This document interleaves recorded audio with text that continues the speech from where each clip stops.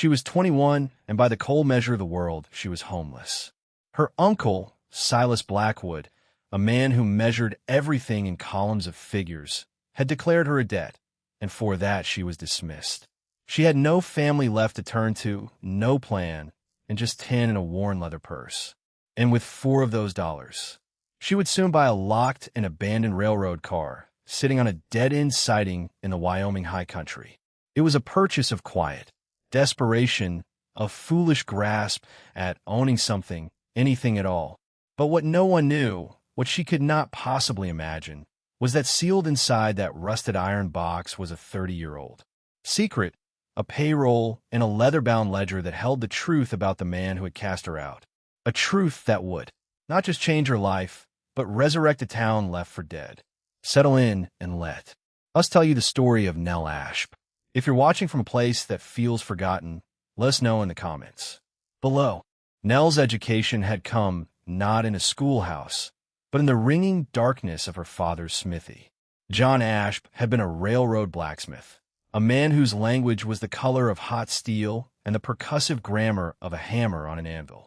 He had loved 2 things without reservation: his daughter and the elegant physics of his work. From the time she was old enough to stand near the forge without flinching, he had taught her. He taught her the names of tools, not as a list to be memorized, but as a litany of purpose. The ball peen for riveting, the cross peen for drawing out, the straight peen for stretching. He taught her to read the temper of metal in its shades of straw yellow, peacock blue, and dove gray. Everything has a grain, Nell, he would say, his voice a low rumble beneath the hiss of the slack tub. Would steel even. People, you learn to work with it, not against it, and it will bend to your will.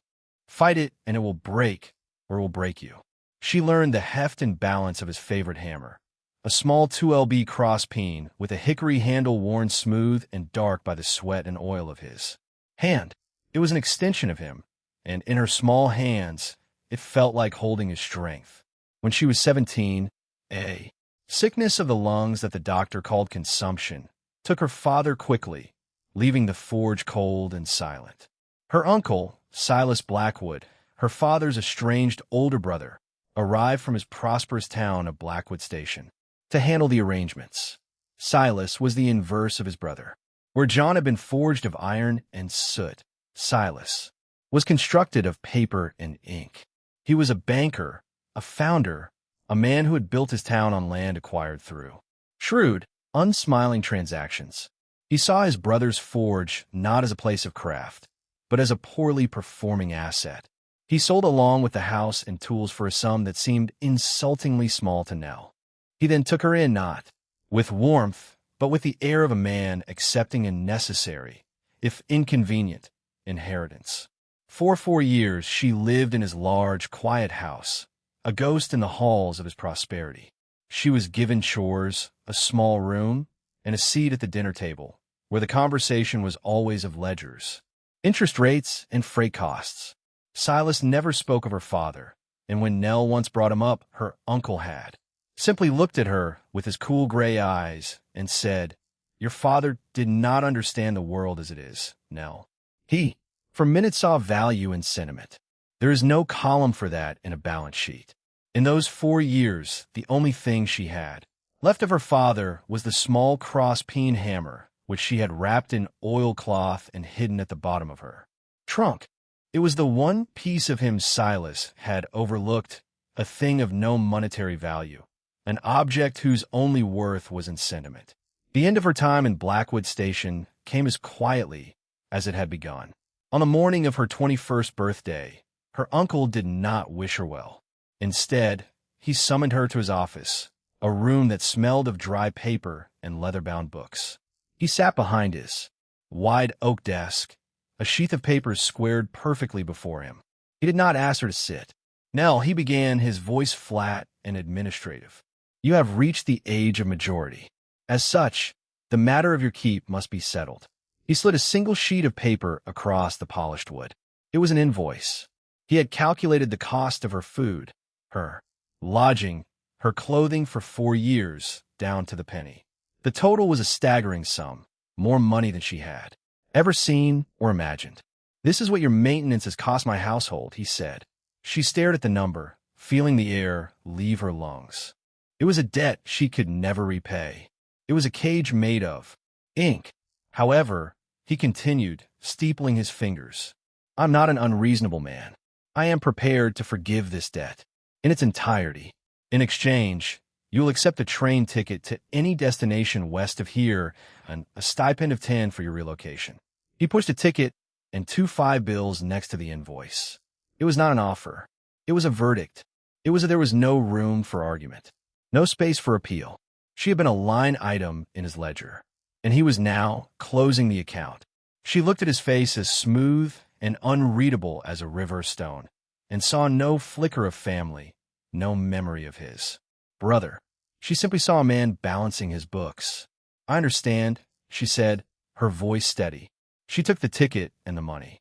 She did not take the invoice. She left it lying on the desk, a testament to his particular brand of cruelty. She went to her room, packed her small trunk with her few dresses, her mother's locket, and at the very bottom, wrapped in its oilcloth, her father's hammer. An hour later, she was standing on the platform of the Blackwood Station depot, the whistle of the westbound train screaming its arrival. She did not look back at the town that bore her uncle's name. She simply gathered her things and moved toward her new life, a life that began with a debt she did not owe and 10 she had not earned. The journey was a lesson in diminishment. The train pulled out of Blackwood Station, a place of painted clapboard, tidy streets, and the palpable hum of commerce, all of it a monument to Silas Blackwood's ambition.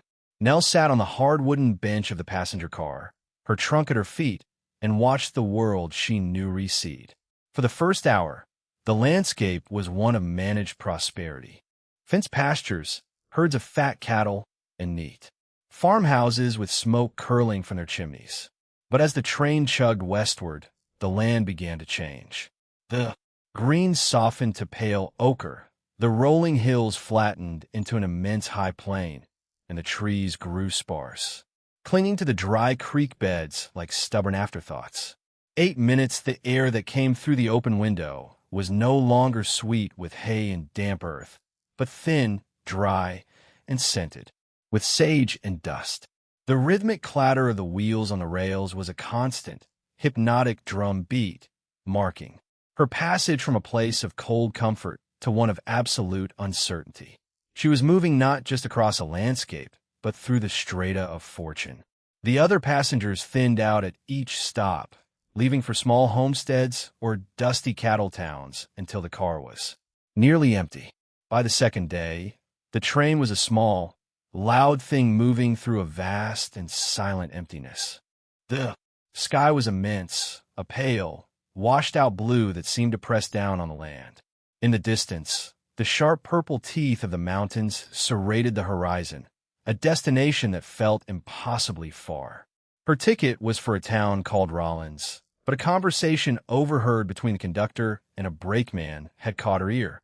They spoke of a sighting called Caldera Spur, a place where the railroad was auctioning off abandoned stock and equipment, selling it for scrap. The conductor had said with a shrug, "The spur's been dead for 20 years.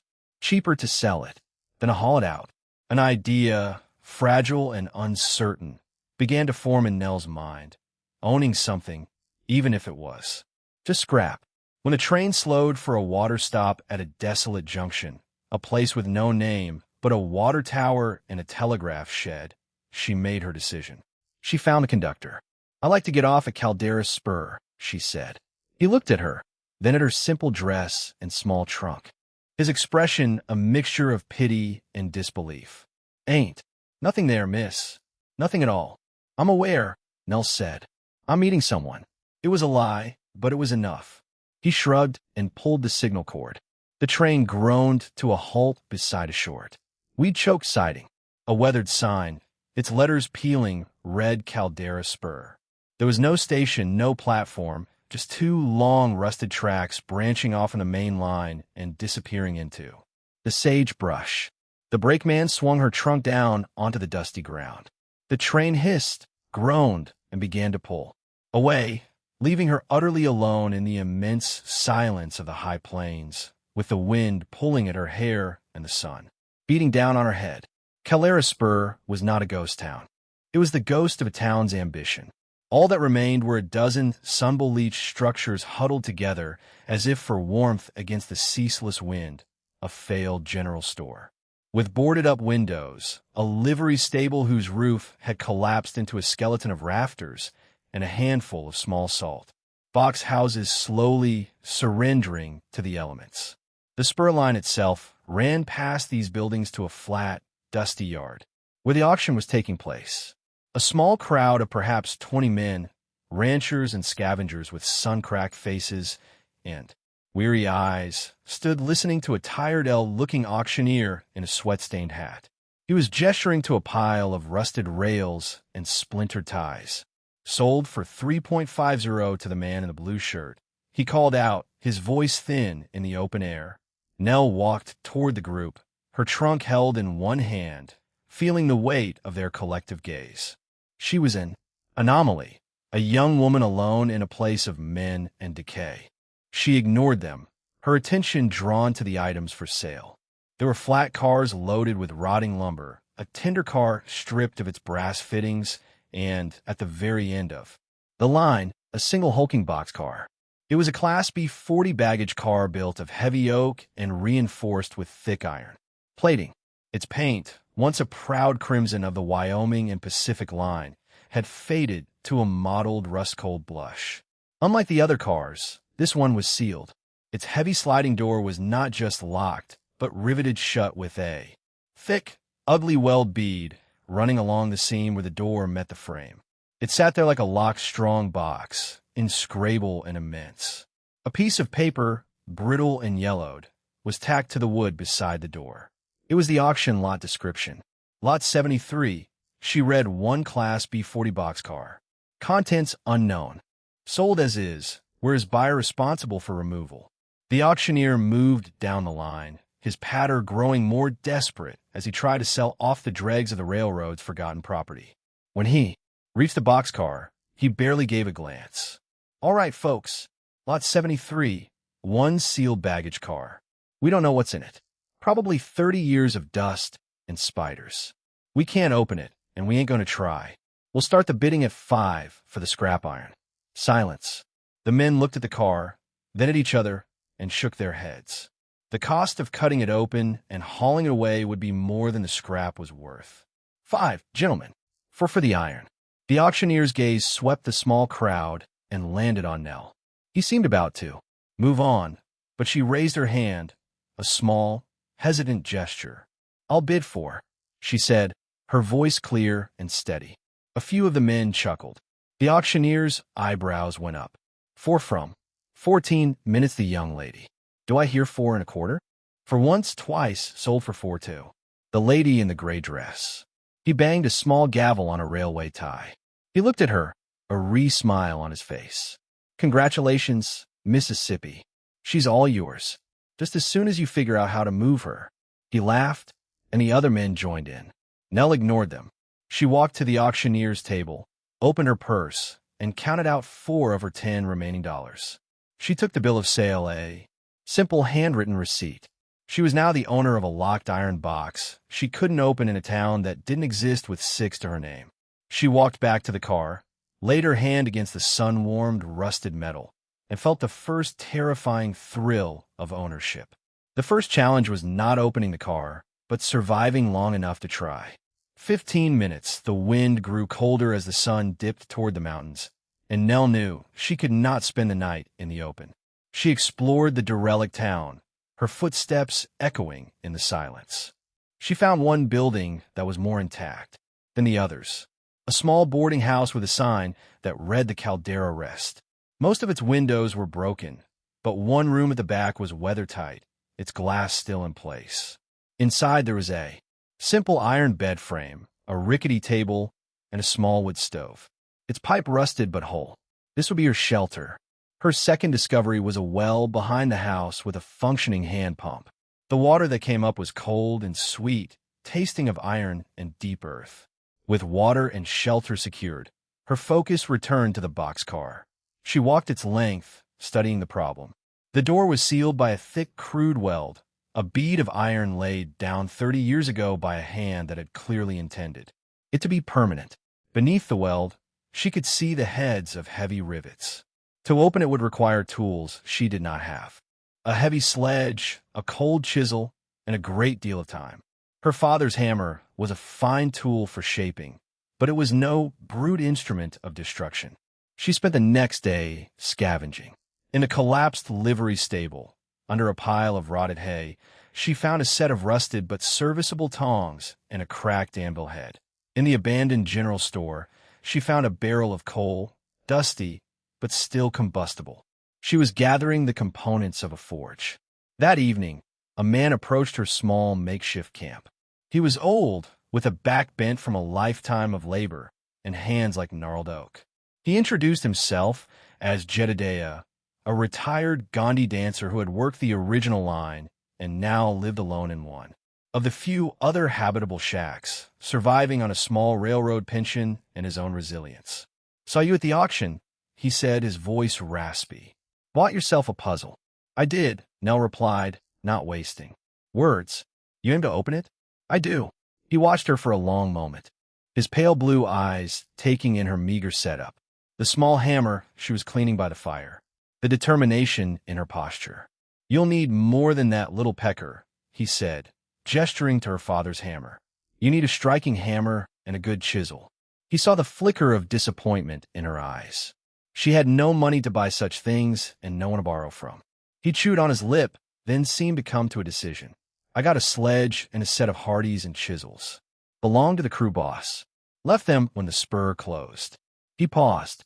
"You can use them if you'll share whatever's in that boxcar, if it's anything more than spiders." It was a fair offer, a partnership born of mutual necessity. "Agreed," Nell said. The next morning, Jedediah returned with a 12 PB sledgehammer, its handle smooth with age, and a canvas roll that held a series of heavy, tempered steel chisels. The work began. Nell knew from her father that she couldn't simply smash her way in. She needed to attack the weld. Using the tongs and her makeshift forge, she heated a chisel to a bright cherry red, then used her father's hammer to refine its edge, giving it the perfect angle to bite into the old weld. It was work her father had taught her, the careful marriage of heat and force. Jedediah watched, his initial skepticism turning to quiet respect. "You've held a hammer before," he observed. "My father was a blacksmith," she said, not looking up from her work. For 3 days they labored. Jedediah, his old muscles protesting, would swing the heavy sledge, driving the chisel that Nell held steady against the weld. The sound was a deafening rhythmic clang that echoed across the empty plains. Clang. A chip of rust flew. Clang. A small groove appeared. Clang. It was brutal, exhausting work. Each evening they would stop, their bodies aching, and Nell would repair the blunted edge of the chisel at her forge. On the 4th day, with a final resonant blow from the sledge, the weld bead cracked. A line of darkness appeared. With a pry bar they'd found, they wedged it into the crack and heaved. The metal groaned, screeched, and then with a 20-minute shudder that ran through the whole car, the door broke free. The door slid open with a shriek of tortured metal, revealing a rectangle of absolute darkness. A wave of air, stale and dead for 3 decades, washed over them. It smelled of dry rot, dust, and something else, fine metalitang. They let the interior air out for a long while before Jedediah lit a lantern. He held it high, and they peered inside. The light cut through the gloom, illuminating a scene frozen in time. The car was not empty. It was filled with wooden crates neatly stacked and bound with iron straps. But there, attention was immediately drawn to the center of the car. There, bolted to the floor, was a large iron-strong box about 3 foot square, its surface covered in a fine layer of dust, and beside it, lying on its side, was the skeleton of a man. He was dressed in the tattered remains of a railroad paymaster's uniform. One skeletal hand rested on the strong box, as if in a final protective gesture. "Lord have mercy," Jedediah whispered, taking off his hat. They stood in silence for a moment, paying their respects to the unknown man who had been sealed in this tomb. Nell's gaze was methodical. She noted the heavy-duty lock on the strong box, and then something else. Near the dead man's other hand was a small leather-bound book almost lost in the shadows. A ledger. She stepped carefully into the car, her boots stirring up clouds of dust that danced in the lantern light. She picked up the book. Its cover was stiff, the leather dry and cracked. She opened it. The first page was a PAMS log. The entries written in a neat, precise hand. Wyoming and Pacific Line. It read, Payroll Shipment, August 12, 1855. Paymaster Elias Vance. The name meant nothing to them, but as she turned the pages, she saw lists of names, towns, and amounts owed. Wages. For hundreds of men who had built the very line they now stood upon. She tucked the ledger under her arm and turned her attention to the strong box. The lock was formidable, but Nell, trained by a man who worked with metal, saw not an obstacle, but another puzzle. It was a tumbler lock, and she could see the faint outline of its internal mechanism through the keyhole. It would be impossible to pick, but there was another way. The hinges, she said to Jedediah, down the outside. The hinges were thick straps of iron held in place by heavy rivets. It would be the same work as the door, only 23 minutes finer. For another day, they worked, this time with smaller chisels and Nell's own hammer. She directed the placement of the chisel with pinpoint accuracy, shearing the heads off the rivets one by one. Finally, the last rivet head flew off, and the hinge strap came loose. They pried open the heavy lid. Inside, nestled in velvet-lined compartments, were stacks of gold coins. Double eagles glistening in the lantern light as if they were minted yesterday. It was a fortune, the entire payroll for the central division of the railroad. Jedediah stared, his breath catching in his throat. But Nell was looking for something else. Tucked into the ledger she had retrieved was a folded sealed envelope. On it was written in the same neat hand, to whoever finds this. She broke the seal. The letter inside was from Elias Vance, the paymaster. He wrote that on the night of the shipment, the train had been stopped by masked men, but he had grown suspicious. The robbery was too convenient, the location too perfect. He recognized the voice of the lead robber as one of the railroad's own executives. Realizing he was being set up to take the fall for a stage theft, he had locked himself in the baggage car, refusing to open it. In his last hours, as the robbers gave up and decided to abandon the car on a forgotten spur, he used a portable forge and welder from the tool crate, part of the shipment, to seal the door from the inside. His final words were a plea. The man who orchestrated this is Silas Blackwood, the vice president of land acquisition. He wrote, he means to use this stolen capital to buy the very land the railroad has made valuable, bankrupting the company and cheating the men who built it. The proof of his scheme is in this ledger, in the discrepancies between the official books and the funds I carry. Do not let this theft stand. See that the men are paid. See that justice is done. My life is forfeit, but the truth must not be. Nell held the letter, her hand trembling. Silas Blackwood, her uncle, the foundation of his fortune. His town, his entire life was built upon this 30-year-old crime, sealed in a tomb with a dead man's integrity. The revelation settled over the small, dusty room in the boarding house, not with a shout, but with a heavy, profound silence. Nell, Jedediah, and Martha, the stout, noon-sense widow who ran the town's de facto community hub from her small, tidy kitchen, sat around a rough Hune table. The lantern cast a warm golden light on the open ledger and Elias Vance's final letter. The gold coins remained in the boxcar, a secondary concern to the explosive truth, contained in the PAM's meticulous script. Martha, who had arrived with a pot of strong coffee and a loaf of fresh bread upon hearing the news from Jedediah, read the letter a second time, her lips moving silently. She had been a girl when Calera Spur had died, but she remembered the stories. She remembered the railroad pulling out, the promises of prosperity turning to dust, the families who had packed up and left with nothing. Silas Blackwood, she said, her voice filled with a low, simmering anger. I remember his name. He came through here once before the collapse.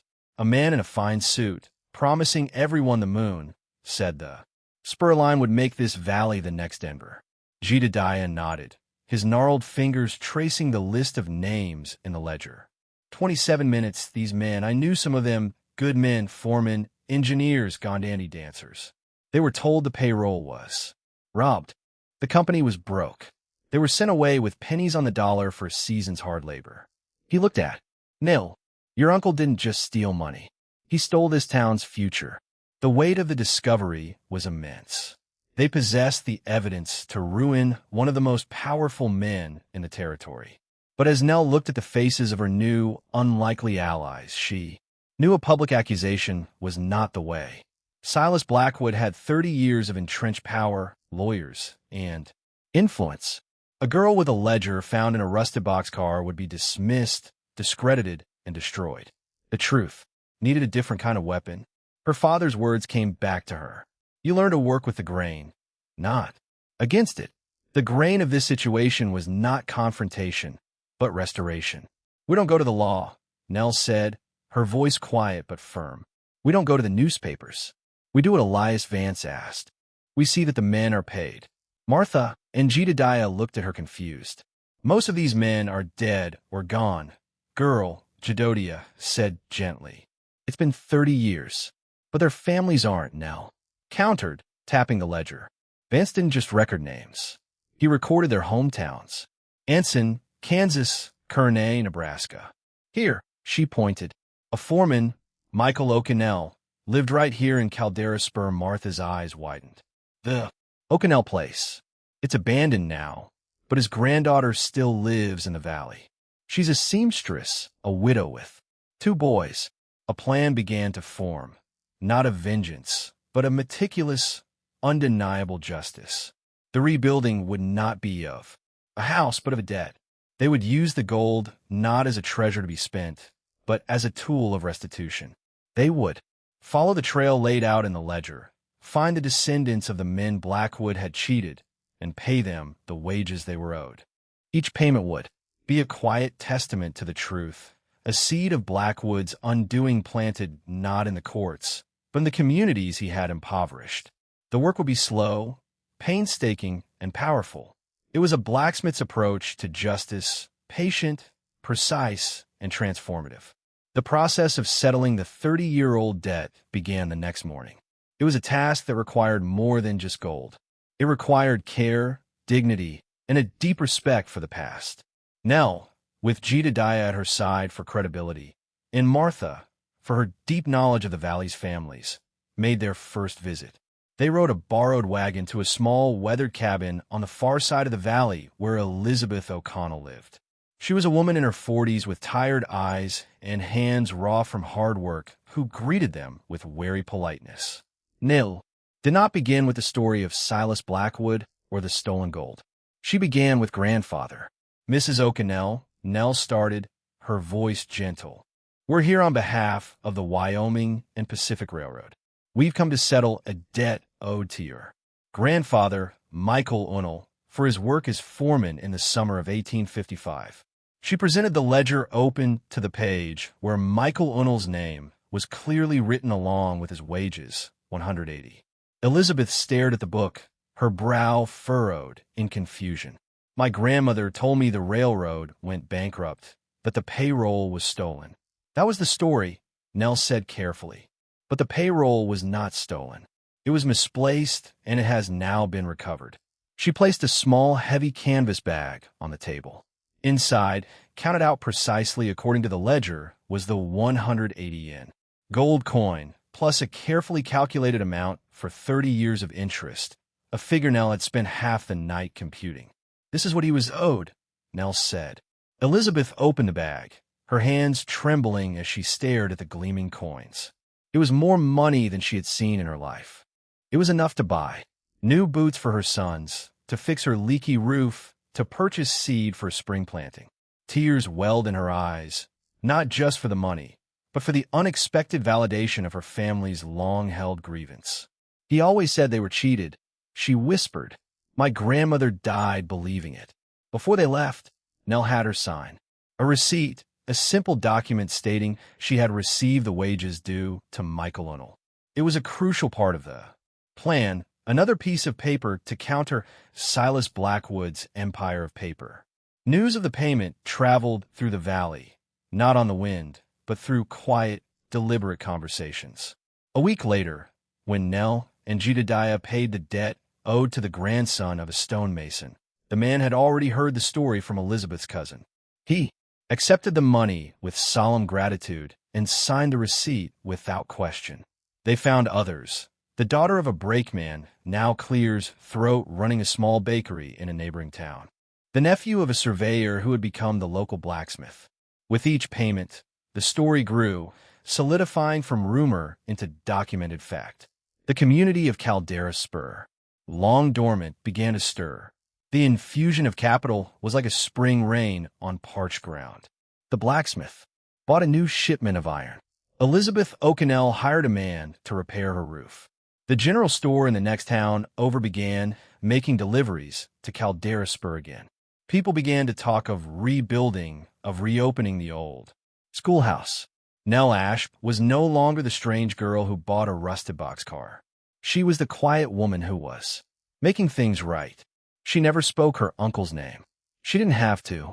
The ledger, the gold, and the growing stack of signed receipts spoke for her, weaving a narrative of truth more powerful than any accusation.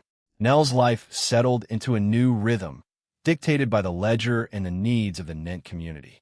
She moved out of the derelict boarding house and into the boxcar itself. With the help of Jedediah and the town's new blacksmith, a young man named Ben, whose grandfather's wages Nell had paid, they transformed the iron shell into a home and an office. They cut windows into the thick walls, installed a proper floor over the iron-plated base, and built a small, efficient stove that kept the space warm against the Wyoming winds. The boxcar, once a tomb and a symbol of abandonment, became the functional and symbolic heart of the reborn Caldera Spur. Her desk was a simple plank of pine set on two barrels, but on it lay the instruments of her new authority. The paymaster's ledger, a neat stack of signed receipts, and an account book of her own, where she tracked every dollar paid out. Her father's small crossbeam hammer sat on a stack of papers, its worn handle a constant grounding presence. She was not a lady of leisure dispensing charity. She was a steward, a position she earned every day. She worked. When the ledger work was done, she helped Martha plant a communal garden, her hands deep in the same dark soil her payments were helping to enrich. She helped Ben at the forge, her old skills returning with a satisfying familiarity as she sharpened plowshares and repaired wagon wheels.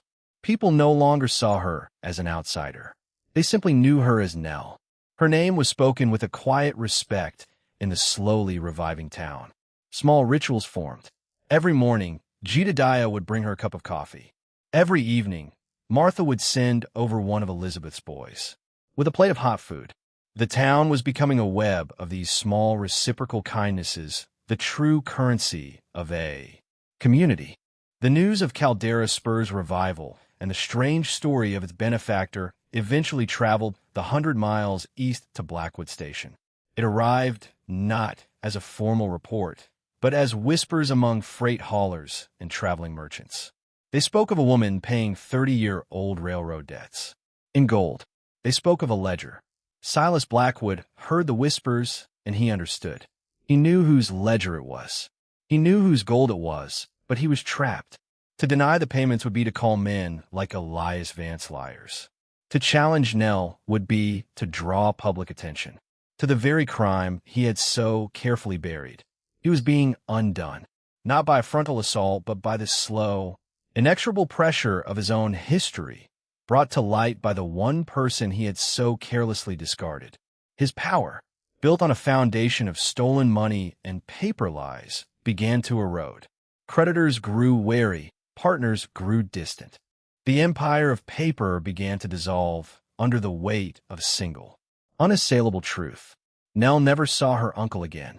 She heard months later that he had sold his bank and his holdings. for a fraction of their supposed worth and moved away, disappearing from the territory he had once sought to dominate. He was not defeated in a dramatic confrontation, but simply rendered irrelevant by an act of quiet, persistent integrity. Nell stood in the open doorway of her boxcar home, a mug of coffee warming her hands. The morning sun cast long shadows across the valley, and the air was crisp and clean. From where she stood, she could see the signs of life, small but steady. A new roof on the old livery, the wood still, pale and smelling of pine. A thread of smoke rising from the chimney of the blacksmith shop, followed by the faint, rhythmic music of a hammer on steel. Two children, Elizabeth O'Connell's boys, chasing a dog through the sagebrush. This was the world that Four and a Dead Man's Promise had built. She had not become rich. After the final debt was paid to a distant cousin in Oregon, tracked down through a series of letters, the gold was nearly gone. What remained was not a treasure, but a town, a community, a place to belong. She turned back inside and looked at her desk. The Payam's ledger lay open, its pages filled with the elegant script of Elias Vance, a man she had never met, but whose quiet courage had become the blueprint for her own life. Next to it sat her father's hammer. She picked it up, the hickory handle, a familiar comfort in her palm. It was a tool for building, for shaping, for making things strong and true. Her father had taught her the nature of steel, how to work with its grain to create something useful and lasting. Elias Vance had done the same with his ledger, arranging names and numbers into a tool of 39 minutes and impeachable truth, and she, in her own way, had taken up their work. She had used the ledger and the gold not to enrich herself, but to forge a community, to mend a 30-year-old break. She thought of Silas Blackwood, a man who saw the world only in columns of profit and loss, who had dismissed her as a valueless asset. He had tried to break her, but like a piece of well-tempered steel, she had bent, and then she had held her shape. He had cast her out with nothing, but in doing so, he had given her everything. The boxcar, the town, the purpose. She was Nell Ashp. She was 21 years old and had been cast out with 10 to her name. She spent 4 of those dollars on a locked iron box no one wanted, sitting on a forgotten track in the middle of nowhere. It was the best 4 she ever spent. Thank you for joining us for this story of quiet resilience and unexpected justice. The world is full of things that have been overlooked, abandoned, or dismissed as worthless. We hope Nell's story serves as a reminder that sometimes the greatest value is hidden right beneath the surface, waiting for a patient hand and a seeing eye. If you enjoyed our story, please consider sharing it with someone who appreciates the quiet strength of those who build and restore. And for our question today, what is a time in your life when you found unexpected value in something or someone that others had written off? Let us know in the comments. We read everyone.